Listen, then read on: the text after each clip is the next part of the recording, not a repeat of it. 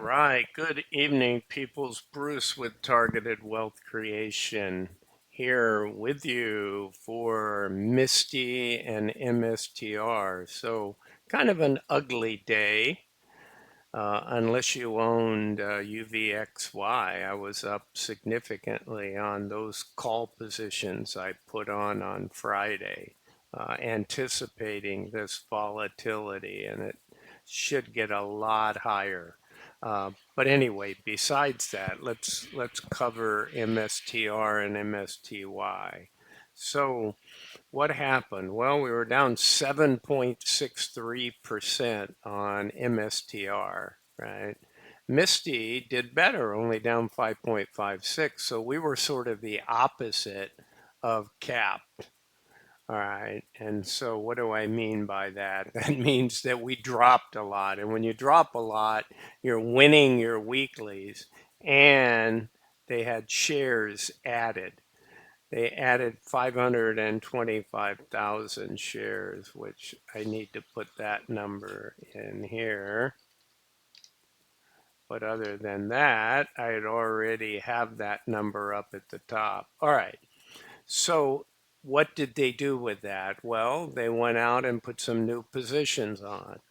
So whenever you see three of the same count, so they added, right? If they people would have sold out of the fund, then they would have had to sell the calls and buy to close the put. So this is new positions. And when they write a 139 and they went all the way down to 122, don't know the exact price when they wrote this, but you figure they're able to buy for $9.60 and sell for 21.48. So that put about 1.8 million in the kitty.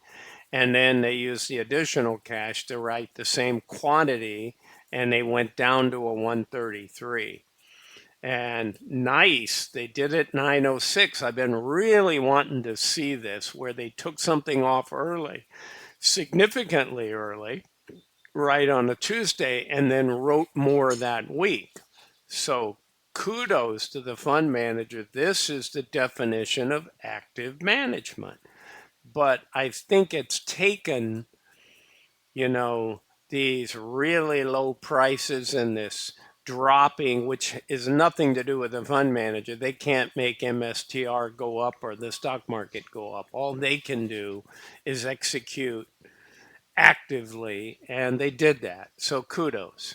All right. So you see that here and a little bit of cash flow into the fund, right? 525,000 because it's on sale. When have you seen Misty $21.91? Well, I think it could be under $20 before long. If September bears out, nothing necessarily to do with Misty or MSTR, just the market pulling down everything with fear. Uh, it may bounce back some tomorrow, but I think the week of the 9th looks pretty ugly to me. Um, so anyway, let's move forward. Hence the play that I put on the volatility index and shorting the S&P 500 and shorting the Nasdaq 100 through some inverse ETFs. So those were my plays for this month, um, because of what I expect in the market. And no, I didn't get a video out on what I expected in September. I actually just relaxed, worked on my other channel a little bit, and just relaxed. I really, really needed it, um, so that I'm fresh for this week. Okay, guys. So carrying that further, that put 248,000 in. Let's go out and sum up the weeklies. Okay, so they keep adding, right? Look at this. Look at the strike price. It's perfect, right? Here we are down at 122. Our lowest strike price has 3 trading days, and it's almost 9% out, and we just put it on Tuesday. So look at this. Our biggest one is 12%. So is this one at 137. And then we have some more. and our highest one's 18 and a half. So what I recommend to them when we go to the next is take these off on Wednesday. Whether you can write another one for this week or not, go out to um, 9/13 the next Friday and write them. But no reason to take these, even though they're small, they're over 90%. Just take them off, right? Get the extra days by going out to 9/13. Okay. I'm going to teach them yet how to do this. All right, let's take a look at holdings because it tells us a lot. Now, as you would imagine, it's ugly, right? Here's just to sum it up for people that don't fully comprehend this. So there's really three situations that can happen to these funds, these income oriented funds, right? So they write a synthetic. What is that synthetic? That's a long stock synthetic. Buy a call, sell a put. Both of those make money when the underlying, in this case MSTR, goes up. It's as simple as that. They make money when MSTR goes up. Okay. But so you always want your underlying to go up. What do I always say? And what do smart people tell you about an income fund? Make sure you're bullish, right? Well, even bullish stocks have bearish periods, right? I'm bullish on BTC, medium and long term. I'm bearish in September. We shall see. So it doesn't surprise me that it goes down. It doesn't mean every day. So the three scenarios, and we're in that scenario now, right? We're in the scenario where the underlying is going down. So our NAV will go down. Misty will go down because MSTR is going down. It'll capture all of its weeklies, so it has some income. Great. But at the sacrifice of the underlying going way down. Okay. The other scenario is it stays flat or goes up slightly and you win your weeklies. And if it goes up slightly, you make money a little bit on your synthetic. The other one that can be negative, but still have some positive overtones is the underlying flies up. It goes up 15% in a week. Unfortunately, the call writers are writing their calls out at 5, 6, 7, maybe 8% out, and it runs 15, so they get, quote, capped, right? They get run by. And all of that amount, once they get to the capped price, all of that additional comes back out of the synthetic. So it's almost like you're not long in all the synthetic. Now, that first 6 or 7%, all you did was give back the money they paid you, right? They paid you the weekly income, you gave it back.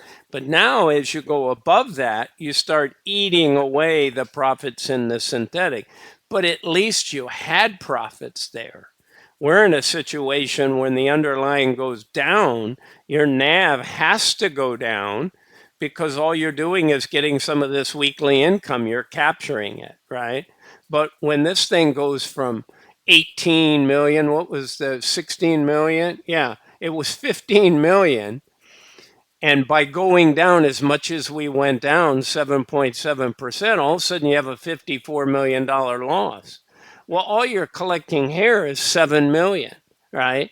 So the rest of that's a real loss. So if it doesn't go back up, so that's why you want two of the three scenarios and you don't want the third. Your second scenario I described is you stay flat to slightly up or just barely down a little bit. You capture all your weekly, you didn't get hurt much on your synthetic, okay?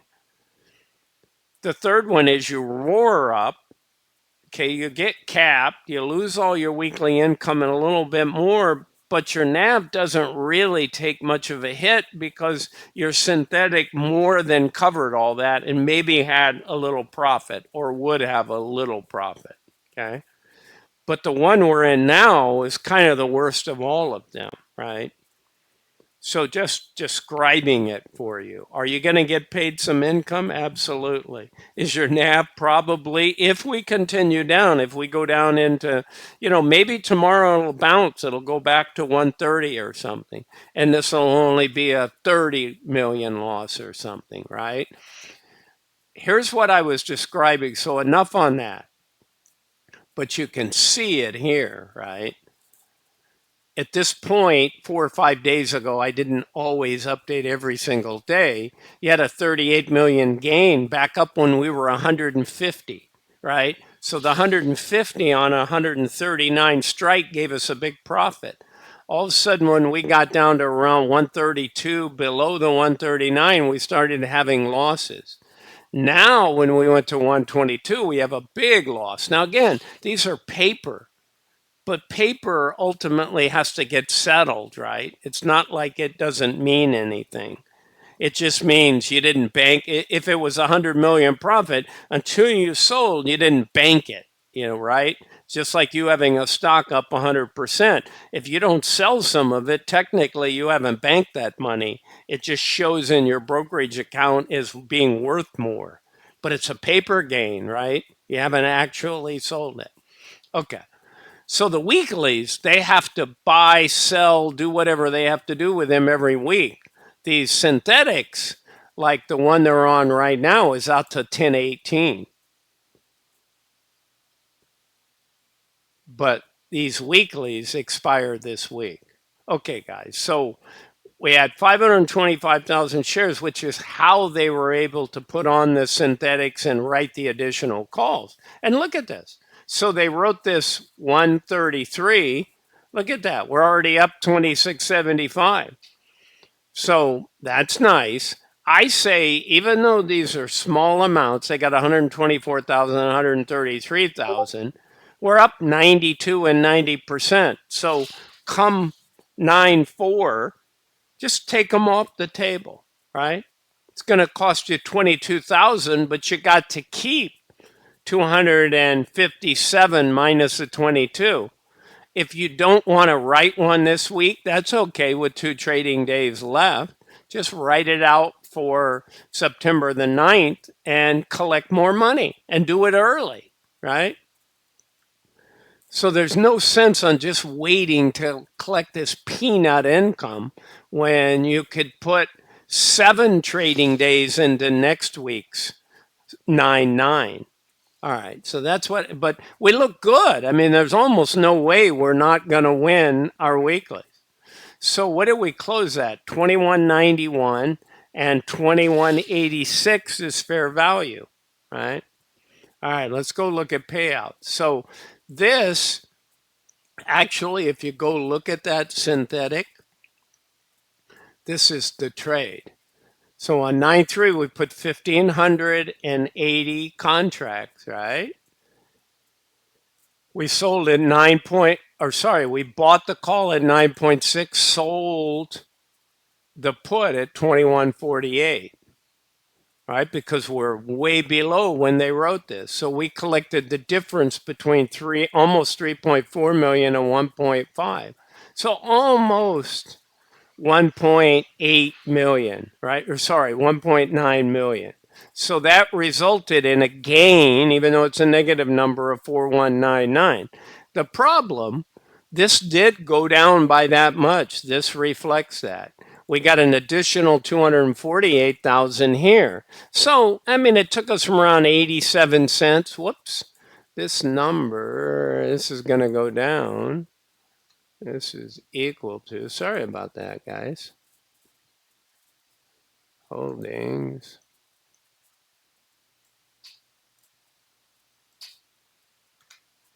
All right. So it's 85 cents. You see, I mean, but still, that's what I'm banking on for my estimate I gave you over the weekend. And they're going to look at this, right? They got 5 coming up, right? They got 5 is Thursday. So they'll declare in the morning, and you have till Thursday on 9/5 to buy. You have to buy before 9/6, right? Because 9/6 is ex dividend. So This is a bigger loss than what it presents itself. Let me go over here. It's a $2.66 loss.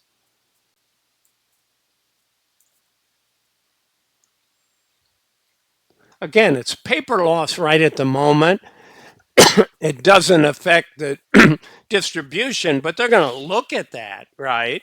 That's why they're not going to go pay you $2, right? Now, I did think when I did my estimate, I said they may pay a buck 50. I may have even changed it, right? I'm not changing this here on the sheet, but I think I projected just because every time I go low on Misty, they always go higher. That was my rationale in there. Honestly, they're going to pay somewhere between a dollar and a dollar 55.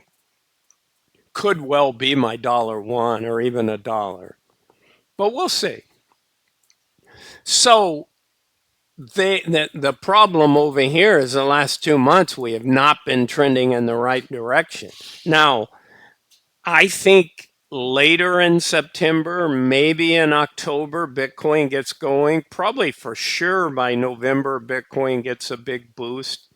But it doesn't mean it doesn't go to 53 or 49. Last I checked, yeah, we're at 57,045. And remember, we went down to 53 once. So this may be the time because, again, why am I negative on September? I just see so many black swans. I see so many potential events, from lockdowns again for, mpox to, war or increased bombings in Israel, in Iran with Hezbollah. I mean, you name it, and it's hanging out there. I'd love to think that it's going to climb the wall of worry, but I honestly think there's just too many things out there that are going to affect September in a negative way. And I think blunt, the bulk of it starts next week. Although we were down not substantially in the S&P 500. It can bounce right back, but I think next week could be ugly. Sorry, guys. I wish I had good news that, in my view, and I absolutely hope I'm wrong, but I bet that I'm not based on what I've been buying. Um, all right, guys, that's what I got for Misty. I'm going to knock Coney out in a minute. Again, this is Bruce with Targeted Wealth Creation. I'm not a financial advisor. This is not financial advice. Have a great week ahead. Bye for now.